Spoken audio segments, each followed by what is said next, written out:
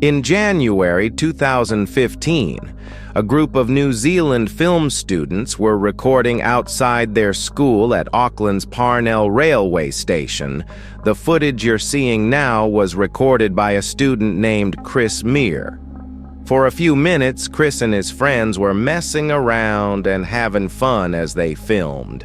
But that's when the group spotted a man and a woman wearing creepy white masks, hiding in the tall grass next to the station and staring ominously at the camera as it was later revealed. Chris and his bunnies first thought that the masked people were probably pranksters from the school trying to creep them out, which is why they can be heard laughing throughout the footage. However, the students later confessed that it was more so nervous laughter and that they were actually pretty terrified during the encounter. Disturbingly, looking at the footage, they noticed that the couple appeared to be armed in some of the clips. It looks like one of them is holding a pistol. Where's the other one? Where's the other one? I don't see him as soon as the suspects got a little too close for comfort. The group ran back to the main road, after which they reportedly saw a police chopper approaching the area of the incident. It's not entirely clear who called the cops that day, but based on my research, this wasn't the first time the couple had harassed the public with their creepy masks and weapons. Earlier that week, they had terrorized a woman at Auckland's Domain Park, but left before the police were able to arrest them. When the cops arrived at the train station, Chris and his friends gave them the report, after which the Auckland Police Department uploaded a Facebook post where they urged the suspects to come forward and warned civilians to stay far away from the masked couple they saw them. They also cautioned that if they saw someone carrying what appeared to be a weapon, they had no way of knowing if the weapon was real or fake and would be forced to approach the situation as if it were real. Shortly after that, the suspects reportedly came forward to talk to the cops throughout the investigation. The authorities didn't release a whole lot of information to the public about who these people were, whether their weapons were real, or what their intentions were. But one thing we know for sure is that this wasn't just an innocent prank. In fact, when a lot of people online started accusing the students of staging a prank just to get attention, a spokesperson from the school came forward to clarify that the masked suspects had nothing to do with the institute, according to an article from Vice. A police spokesperson later confirmed that the weapons were fake, but I wasn't able to find any official confirmation of this. And to this day, not a lot of people know who the suspects were or why they were terrorizing the public, for no reason. Whatever the case, it's a good thing Chris and his friends were able to get away before things took a turn for the worse.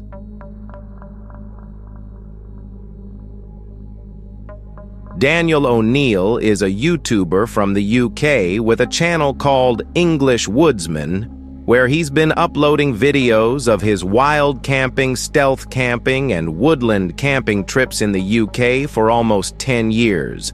Most of the channel's videos feature Daniel reviewing camping gear for his viewers and showing footage of his adventures in the great outdoors.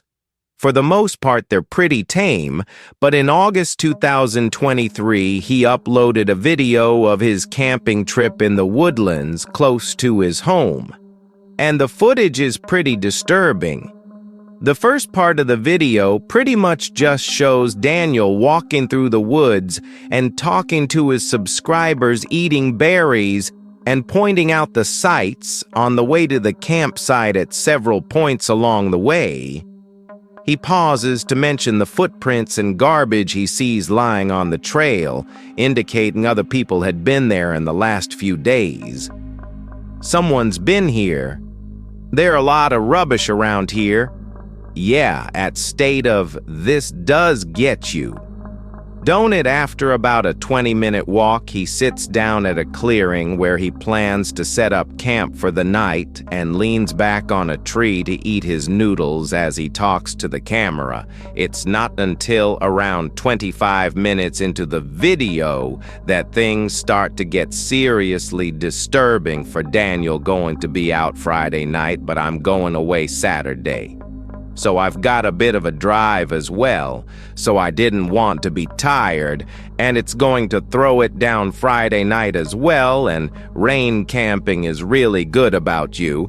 Hello, even though some pretty human-like footsteps could be heard right behind Daniel as soon as he turns around to scan his environment. There's nobody in sight. What's most disturbing is that as soon as he turned around and yelled hello, the footsteps immediately stopped. For the next few minutes, he sits down and tries to regain his composure as he sips his coffee and eats his noodles, but things only continue to get even more creepy as the sun begins to set. There's that noise again now. Hello, hello. He got better that there's nobody here. About 40 minutes into the video, the footstep noises can be heard again, and this time it sounds like they're getting closer to Daniel. By this point, most people would have hightailed it out of there without any hesitation. But Daniel decides to sit back down to finish his dinner as he tries to calm his nerves for the second time. Amazingly, a few minutes later, it almost seems like he completely forgets about the footsteps and manages to think about less disturbing things, which is honestly pretty impressive. But as darkness sets in, the eerie footsteps start up again. I'm going to be honest. I can't stay here now. I want to be a wimp. I don't care if people will call me a wimp in the comments, but I can't stay here. I'm too unsettled, I'm nervous. I've done camping like this long of times. I think I'm gonna go find somewhere else to get this bivvy set up. But I'm leaving this spot, understandably. After this third incident, Daniel decides to head somewhere else for the night to play it safe. It's hard to know what exactly was making those sounds, but because they sounded very similar to human footsteps, it's possible that Daniel was being stalked by someone in the woods. This is obviously incredibly dangerous, as you can never really trust someone's intentions when you're in such a vulnerable position, all by yourself, in unknown territory.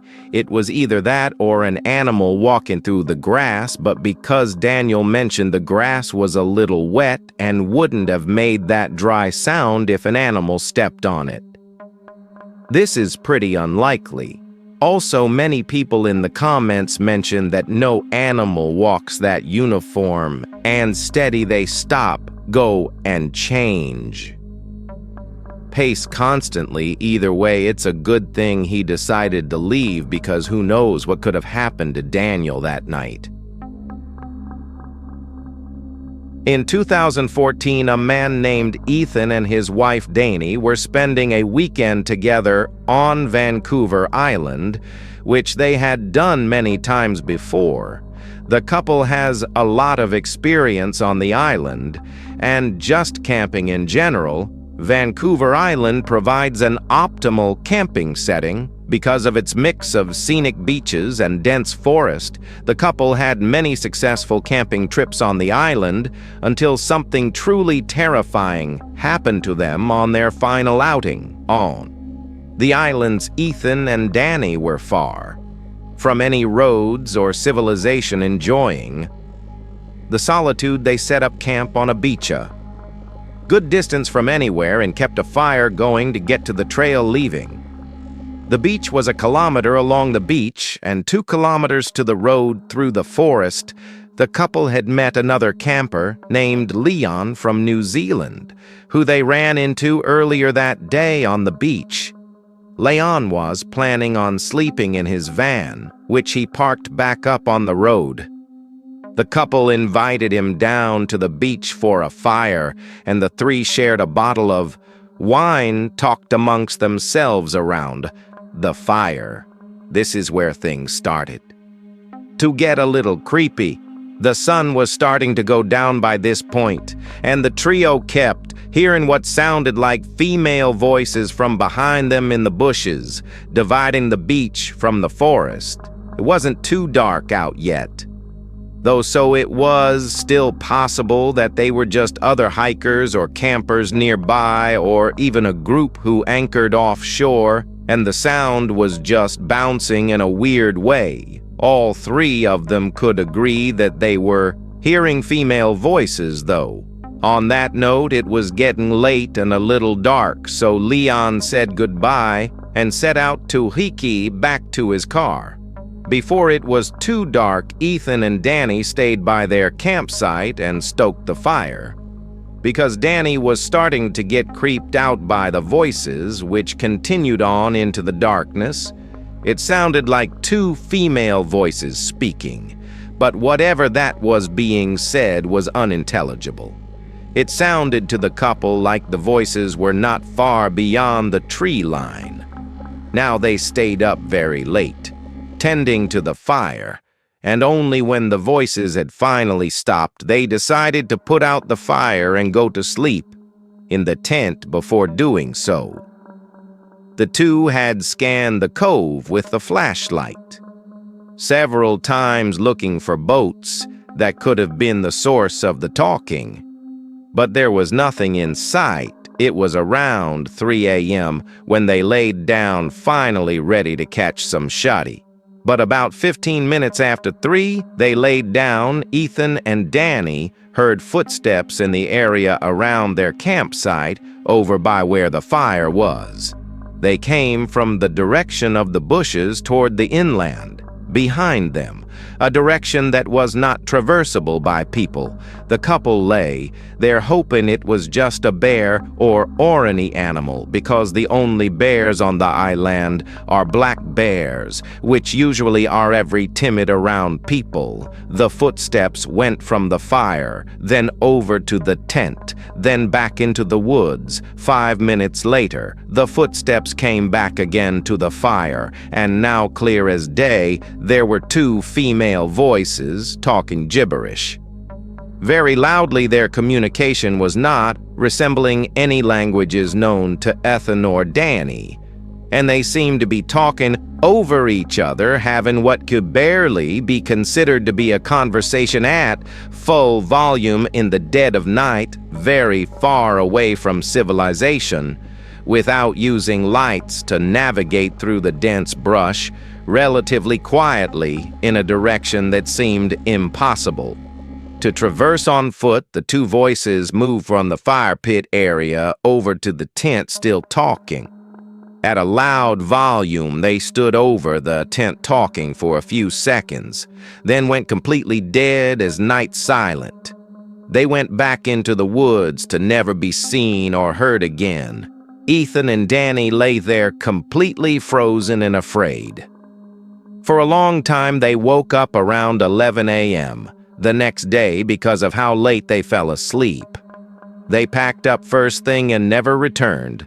The couple probably made the best decision to remain quiet in the tent, not drawing attention to themselves from whoever or whatever was outside.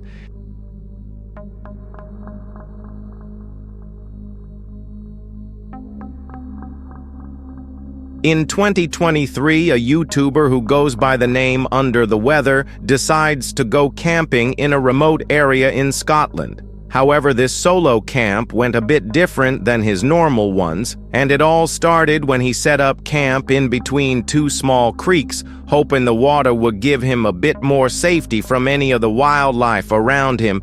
Feeling confident, he sets up camp, and as the day winds down, he gets in bed.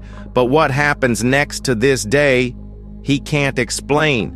Here's that clip a bit too hot, but, right, so I think I'm gonna go to sleep. And unless, something crazy happens, I will see you in the morning. Good night.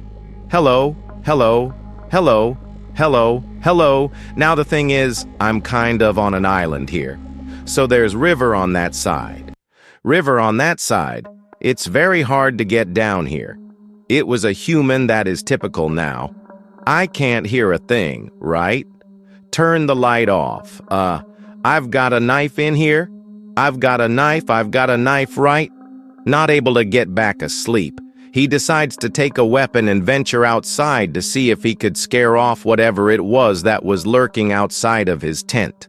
No, because I basically so there's no way that anyone could actually get. Jesus Christ, hello, hello, hello, Jesus Christ, that go and say, how did you sleep that great? Like a CSYO with a knife? Good night, good night, good night. After calling it quits, he decides, it's best just to stay inside and wait for the morning.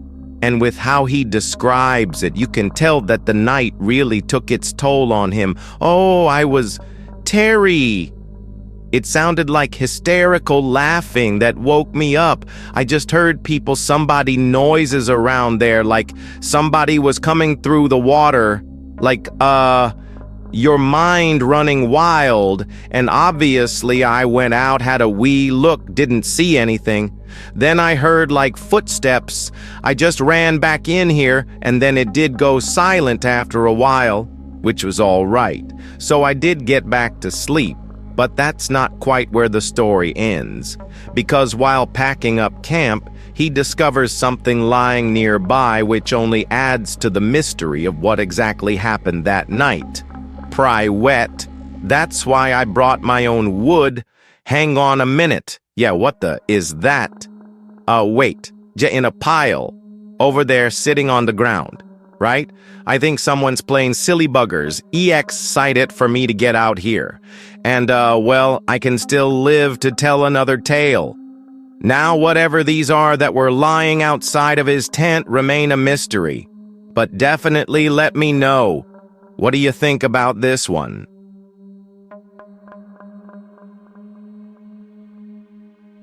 In early 2023, a man named David Meredith was taking his usual evening stroll through his neighborhood in Red Deer, Canada, when he suddenly saw a bull moose eating next to a tree, hoping to catch a better glimpse. He hid behind the tree to watch, and that's when the moose turned around and started charging at him.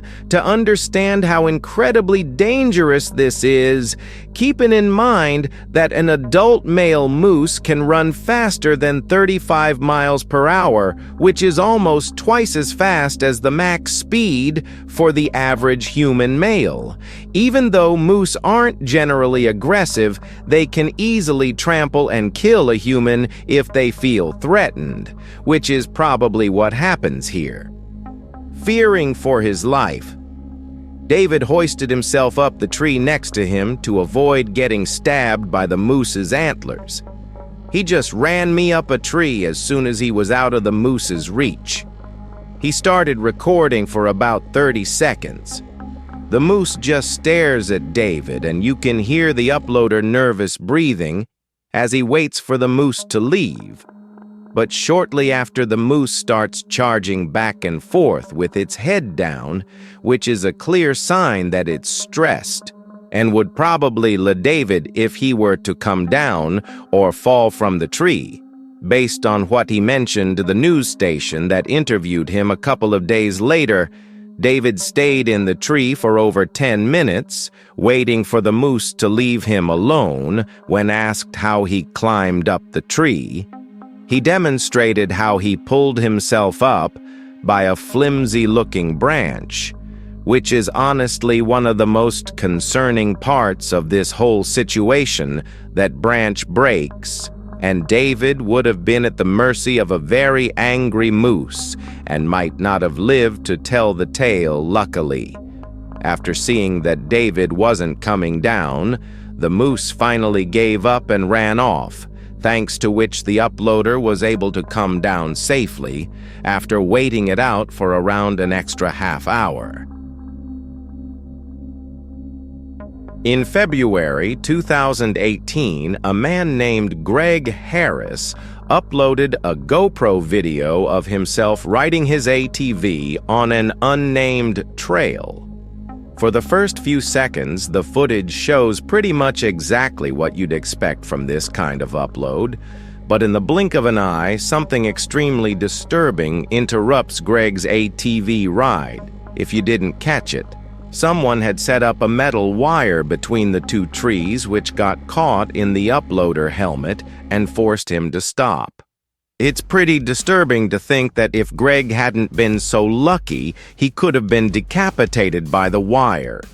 Fortunately, as mentioned in the video description, his speed, along with the wire hitting his helmet instead of his neck, caused it to break as he passed through it. It might seem shocking that anyone would even think of doing something as incredibly evil as setting up a lethal booby trap in the middle of an ATV trail. But sadly, it's actually pretty common in the dirt bike and ATV community. Sometimes these wires are set up by people trying to keep bikers off their property. Others are set up by psychos who get irritated by the noise and decide to use violence to fix the issue, and the rest are set up by people who are just messed up in the head and want to bring harm to others for no reason. In this case, it's impossible to tell who is responsible for setting up the trap.